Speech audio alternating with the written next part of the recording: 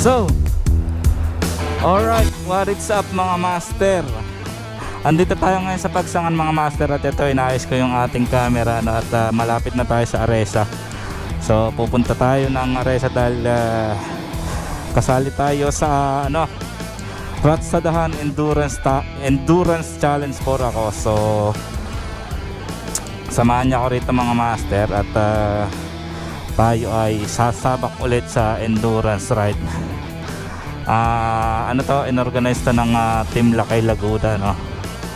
So hindi lang ito endurance, ang endurance na to ay inorganize para sa pagtulong.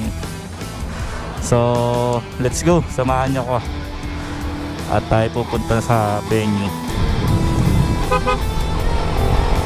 So shoutout kay Master.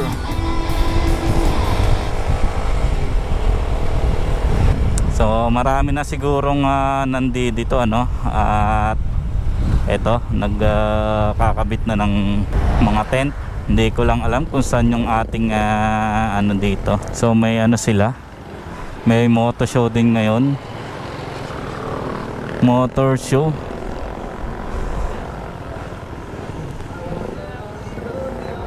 Saan ba yung endurance Ratsadahan? Doon ba yun sa kabila? Kabila. Sige, salamat. So may motor show dito mga master, kasabay ng endurance event. So mamaya balik tayo dito at kunan din natin ng ilang kaganapan. Salamat. So sakto, no? May motor show at car show dito sa Aresa, at dito sa kabila yung endurance venue. So tingin ko marami na ditong participants kasi start ng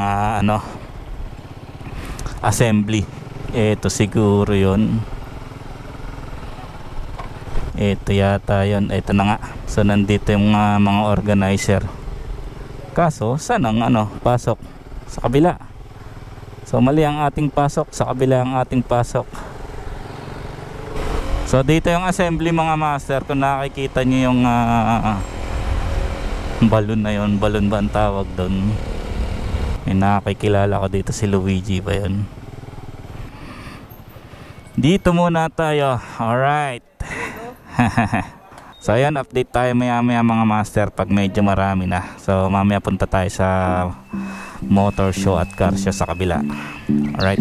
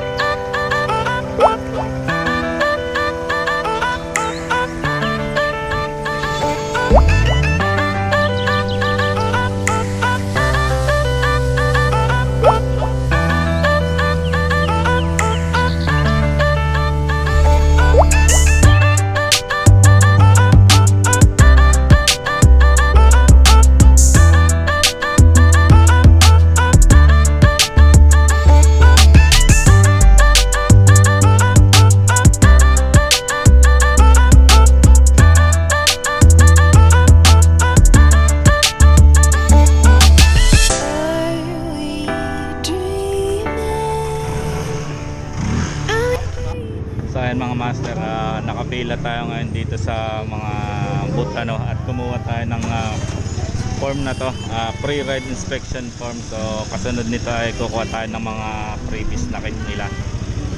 So marami na rin dumating dito at yung iba parating pa lang. Ito, so mamaya update ko kayo kung anong mga previous ang ibibigay nila, tapos interview tayo ng isang organizer para malaman natin kung para saan ba talaga itong event na to, itong endurance for ACOS na to. Alright,